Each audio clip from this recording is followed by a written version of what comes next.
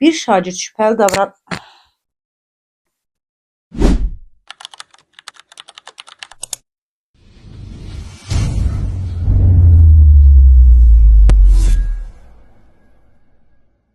Salam, hoş geldiniz. Bugün biraz təhlükəli, biraz da cəsarətli bir mövzudan danışacağıq.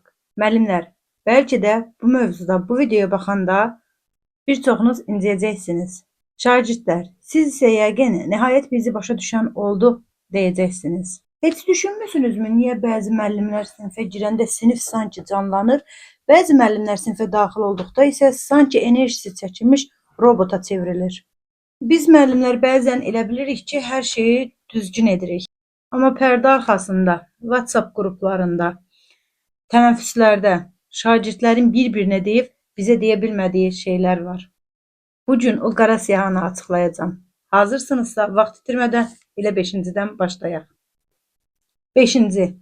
Zəng müəllimlər üçündür. Şagirdlərin ən nifrət etdiyi an bilirsiniz nədir? Zəng vurulur, müəllim isə fikrini tamamlamadığına görə şagirdlərə tənəffüsə çıxmağa icazə vermir. Əyləşin yerinizdə, bu zəng müəllimlər üçündür. Mən getməmişəm, mən sinifdən çıxmamışam, mən hələ buradayım, mən dərs izah edirəm. Əziz həmkarlar, gəlin etiraf eləyək ki, o zəng şagirdlərin dincəlməsi üçündür. Biz müəllim olaraq işimizin peşəkarı olduğumuza görə davamlı şəkildə bir 45 dəqiqədən çıxıb digər 45 dəqiqəyə eyni fəndən dərs dediyimiz üçün girə bilirik. Amma şagirdlərin bu tənəffüsə, bu aralıqda istər fiziki, istər bioloji istirahətə ehtiyacları olduğu üçün bu tənəffüslər bu sistemin içərisinə daxildir. Biz onların əlindən bu tənəffüs haqqını ala bilmərik. Hörmətli həmkarlar, gəlin dürüst olaq ki, o 5-10 dəqiqəni onlardan almaqla onların nə akademik nailiyyətləri yüksək şagird potensialına çatdıra biləcəyimiz mümkün bir dəqiqə deyil. Nə də ki, biz şagirdlərin o 5-10 dəqiqəsini əlindən aldığımız zaman növbəti dərsə girəndə şagirdlər idraki olaraq fəallıq göstərə bilməyəcəklər və bu da şagirdlərdə daxili aqressiya yaradır. Şagirdlərdə davranış pozuntularına gətirib çıxarır. Bunu nəzərə alaraq gəlin biz şagirdlərin o haqqını əlindən almayaq. Bəzən müəllimlər mən öz tənəffüs haqqımı mən dincəlmirəm, əlavə dərs keçirəm, hətta elə olur digər müəllimin dərsinə də girirəm, dərs vaxtına da girirəm kimi ifadələr səsləndirirlər. Amma bu düzgün bir yanaşma deyil. Birincisi ona görə düzgün bir yanaşma deyil ki, biz müəllim olaraq bizə verilmiş 45 dəqiqəni zaman menecmentini düzgün şəkildə idarə eləməliyik. Biz deməli o 45 dəqiqəni düzgün idarə eləyə bilməmişik deyə bizim dərsimiz tənəffüsün vaxtını aşıbdır. İkincisi, biz tənəffüs zamanı dərs izah eləsəmiz belə məsləhət görərdim ki, indiyə kimi müşahidə etməyən həmkarlar da bu video baxdıqdan sonra müşahidə etsinlər.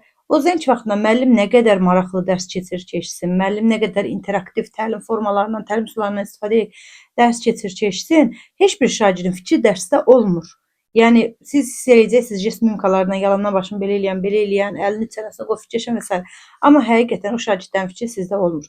Maksimum kimsə sual verirsə, bir o şagirdin fikri sizdə olur, digərlərinin yox. Hətta belə bir müşahidə də apara bilərsiniz ki, zəng vurulur, müəllimlər verməməsi lazım olan bir sualdır. Yəni o başqa bir mövzudur. Ona toxunmaq istəmirəm. Vaxtımızı ona sərf eləmək istəmirəm. Müəllim belə bir sual verir ki, kimin sualı var? Təkrar deyirəm, müəllim bu sualı verməli deyil. Müəllim deyəndə ki, kimin sualı var? Şagirdlərdən kimsə deyəndə əlini qaldırır, deyir ki, müəllim, yəni ardınca da sualını verəndə bütün sinif o şagirdə bir qəribə baxışla müşahidə eləməyə başlayırlar yoldaşlarını, baxışlarını üzərinə fokuslayırlar həmin yoldaşının. Ona da əsəbləşirlər. Niyə sual verdim, müəllim sinifdə qaldı deyə. Yəni 5-cini çox uzatmaq istəmirəm. Biz əslində tənəffüs müəllimlər üçündür, zəng müəllimlər üçündür dediyimiz zaman şagirdlərin haqqını əlimizə aldığımız zaman, əllərindən daha doğrusu aldığımız zaman biz heç nə qazanmış olmuruq. Əksinə biz işimizin peşəkarı olaraq biz 45 dəqiqəni düzgün şəkildə idarə eləməliyik ki, 45 dəqiqəyə bizim işimiz yekunlaşmalıdır. 4-cü. Filan kəs səndən yaxşı oxuyur. Müqayisə. Dəfələrlə təlimlərimdə də vurğuladığım kimi, müqayisə insan psixologiyasına şiddətli dərəcədə zərbə vura bilən bir yanaşmadır. Nəinki şagirdlər, həyatda heç kəs müqayisə olunmağı sevmir. Amma dipnot keçirəm, heç kəs.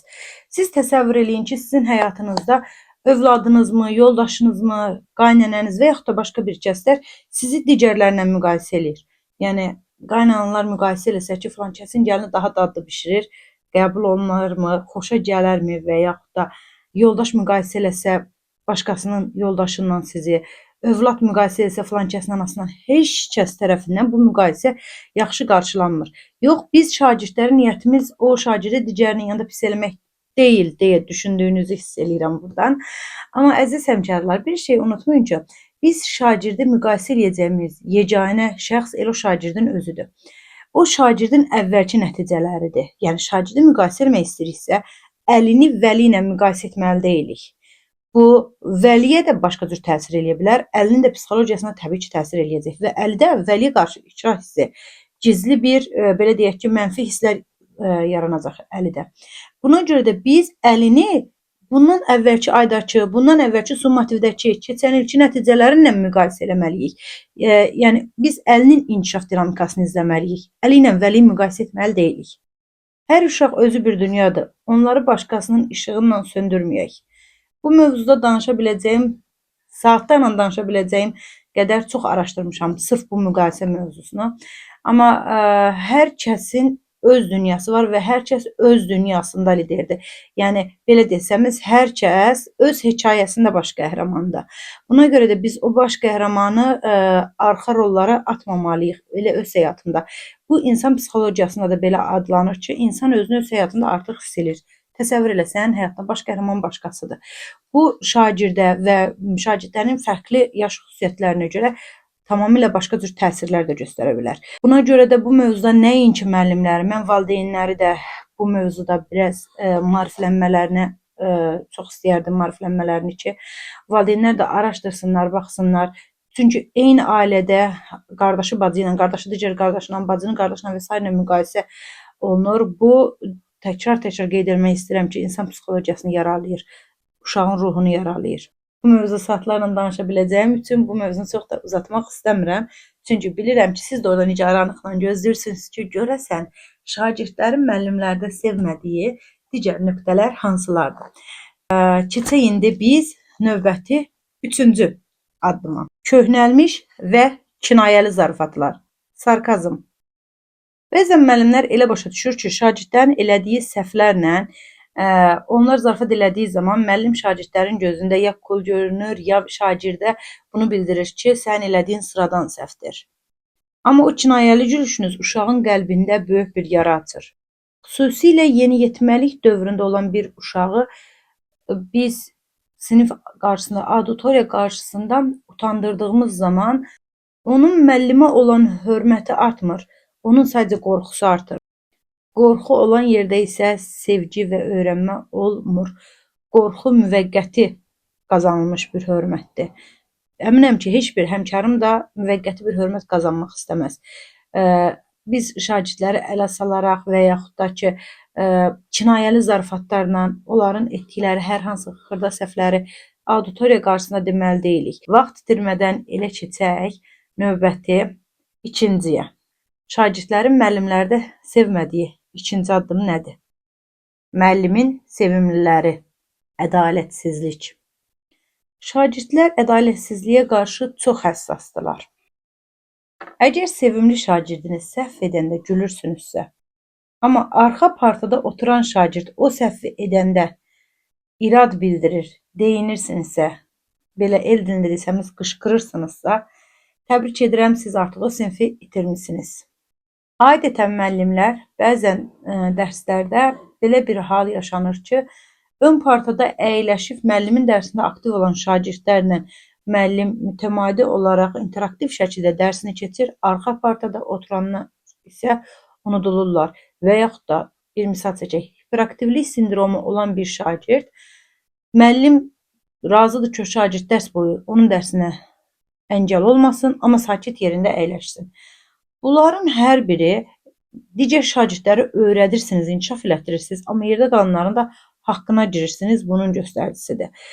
Neynimək, hər yolu yoxladım, oxumur və s. Baxın, əziz həmkarlar, biz bütün şagirdləri səviyyə olaraq ən yüksək səviyyəyə çatdıra bilmərik. Doğrudur, bu reallıqdır, bundan qaça bilmərik. Amma hər şagirdində olduğu səviyyədən bir pillə əvvəl apara bilərik. Yəni, tutaq ki, ingilis dili müəllimi kimin üçünsə cümlədə tutaq ki, ingilis dilində feilin zamanlarını tapmaq bir nailiyyətdirsə, kimin üçünsə ingilis dilində 5 dənə sözün tərcüməsini bilmək bir nailiyyətdir. Yəni şagirdlərin olduğu səviyyəni biz əvvəlcədən düzgün müəyyənləşdirməliyik. Daha sonra onun bir pillə qabağa aparmağa çalışmalıyıq. Amma müəllimlər belə eləmir. Oxuyan şagirdlərlə davranır və müəllimin sevimliləri olan bəzi şagirdlər var ki, onlar müəllimin sevimliləridir. Onlar səhv edən zaman müəllim belə başlayır. Bax, Aydan, elə səhv eləmə, belə elə, sonra yenidən işlə, o zaman alınacaq. Doğru olaraq müəllim Aydana konstruktiv rəy verdi. Amma oradan Əsmər hər hansısa bir Aydanın etdiyi səhvin birini edəndə müəllim Qadib Əsmərə necə reaksiya verir? Oy Əsmər, ayda da bir dəfə test işləyirsən, bununla beləmi işləyirsən kimi yanaşmalar mövcuddur hazırda real siniflərdə. Biz buna görə şagirdlər arasında bu ədalətsizliyə, bu bərabərsizliyə qarşı olmalıyıq. Hər müəllimin sevimli şagirdləri ola bilir, amma bunu şagirdlərə bildirmədən digər şagirdlərə eyni münasibət göstərərək davam etdirməyiniz daha məqbul hesab olunar. İndi isə növbəti birinci addıma baxaq. Birinci yer. Sən bilmirsən, mən bilirəm. Təkəbbür. Baxın əziz həmkarlar, artıq biz qəbul etməliyik ki, yeganə informasiya mənbəyi müəllim deyil. Sanki o müəllimlər elə davranır ki, onların dünya görüşü yeganə həqiqətdir. Müasir şagird sual verən, araşdıran şagirddir. Əgər bir şagird sizin dediyinizə şübhəli yanaşırsa, o şagirdə qarşı təkəbbürlü davranmaq əvəzinə və yaxud da o şagirdə dırnaqarası tərbiyəsiz kimi yanaşmaq əvəzinə şagird şübhəli qalıbdır. Sizin dediklərinizə qarşı bir sübut axtarırsa, dediyiniz fikri sübut etməyə çalışın. Əksinə, siz müəllim olaraq müasir müəllimlər buna sevinməlidir ki, dediyim hər şeyi şagird olduğu kimi qəbul eləmədi, bir növ sübut axtardı. Deməli, bu şagird özü araşdıran şagirddir. Bu şagirdin öyrənmək üçün sizə ehtiyacı yoxdur. Nə baxımdan? Təbii ki, müəllimə ehtiyacı var. Bu fikrim yanlış anlaşılmasın. Yəni, müəllim, siz də olsanız o sinifdə, başqa müəllim də olsa bu şagird oxuyacaq. Bu şagird sadəcə sizin dediyinizə bir sübut axtarır. Siz isə dediyiniz fikri təsdiq olması üçün dediyiniz fikri argumentasiya ilə şagirdə bildirsəniz, bu zaman həmin şagird sizin dediyiniz fikrə təbii ki, inanacaq. Bu kimi hallar yaşanmayacaq. Amma və lakin sizin dediyinizə sinifdə şagird şübhəli davranırsa, narahat olmayın. Bu hər müəllimin sinifində baş verə biləcək bir situasiyadır. Bayaq qeyd etdiyim kimi təkrar eyni şeyləri vurğulamaq istəmirəm. Sadəcə bir şagird şübhəli davranır. Yəni, şagird sizin dediyinizə şübhəli davranırsa, bu şagirdin sizə inamsızlığından irəli gəlmir. O şagird sadəcə hər şeylə bağlı bir sübut, bir dəlil axtaran şagirddir. Deməli, bu şagird, siz o sinifdə dərs desəniz də, deməsəniz də, bu şagird öyrənə biləcək, inkişaf eləyə biləcək potensiala malik şagirddir. Hətta ola bilər ki, siz səhv eləyə bilərsiniz. Yəni, müzakirələr olar, deyirsiniz ki, yox, o şəkildə deyil, bu buna görə, bu buna görə. Hə, müəllim, bəs arxada cavab, kitabın arxasına cavab belə çıxıb, bəs cavab kartına cavab belədir, yox, orada səhv çıxıb kimi fikir səsləndirmək əvəzinə, gəlin baxaq görüm, niyə o variantı çıxıbdır, bir baxaq. Hə, baxdınız, ola bilər cavab kartında və s. də səhv çıxmalar yaşansın. Amma yox, testi oxuyursunuz, şagirdlərə bayaq belə demişəm, şuur altınızda o cümlə səslənməsin ki, bayaq şagirdlərin yanında mən bu cümləni demişəm. İndi desəm ki, bu cavab kartına səhvdir, bu səhv anlaşılar. Xeyr, şagirdlərinizə göstərin ki, mən də insanam, mən də səhv edə bilərəm. Hər şagirdlər, baxın, burada bu var. Deməli, buna görə burada doğru cavab bu çıxıbdır. Yəni, mən müdavimlərimə test bankında işlədikləri testlərlə bağlı videolar və s. göndərirəm. O videoları əvvəlcədən çəkirəm, YouTube-a gizli şəkildə yerləşdirirəm, linkləşdirilmiş şəkildə, çünki öz müdavimlərimizə özəldir. Sonra linkini atıram, sadəcə həmin müdavimlərim baxa bilir. Yəni, o videolarda mən istəsəm, özüm editləyirəm videoların hamısını. Mən istəsəm orada onu səhv dediyim yeri kəsə bilərəm, editləyə bilərəm. Amma mən, müdavimlərim müəllimdirlər, hər biri ali təhsilli müəllimdirlər. Həmkar sayılırıq, biz həmkarıq. Mən orada səhv dediyim yerdə əksinə saxlayıram. Yəni, mən də burada səhv elədim, deməli, siz də eləyə bilərsiniz, diqqətli olun. Sonra situasiyanı oxuyub qutaram, testin tələbinə gələm, deyirəm, bir dəqiqə gözünü görək nə istəyir, təzədən oxuyuram. Tam şəkildə situasiya böyük olub, başqa şeyə fokuslanmışamsa. Yəni, bu kimi hallarda Şagirdlərin gözünə səhv eləməkdən qorxmayın. Siz şagirdlərə bildirin ki, mən də səhv edə bilərəm. İnanın ki, onda siz o şagirdin elə qəhrəman müəllim olarsınız. Bildiyiniz kimi bizim imzamız halına gələn izləyiciləri 3 kateqoriyaya, dəyərli, zəhərli və qəhərli kateqoriyasına bölürük. İndi isə gəlin əziz həmkarlar, bu şagirdlərin sevmədiyi 5 nüansa toxunduq. Bu şagirdlərdən dəyərlilər, zəhərlilər və qəhərlilər hansıdır? Buna baxaq. Birinci gəlin baxaq dəyərli şagirdlərə. Bu uşaqlar dərsi sevməyə, öyrənməyə gəlirlər. Müəllim onların zəng haqqını, tənəffüs haqqını əlindən alanda və ya ədalətsiz qiymət verəndə bu şagirdlər bir növ sarsılırlar. Onlar müəllimə bir ideal kimi baxırlar. Biz bu top 5 listəsində olan səhvləri edəndə onların bir növ müəllim peşəsinə olan inamı zədələnir. Dəyərli şagirdi itirmək gələcəyin bir müəllimini, həkimini, mühəndisini itirmək deməkdir. Bəs zəhərli şagirdlər kateqoriyasına aid olan şagirdlər hansı şagirdlərdir? Bu qrupa aid olanlar zaten nizam-intizamı sevməyən şagirdlərdir.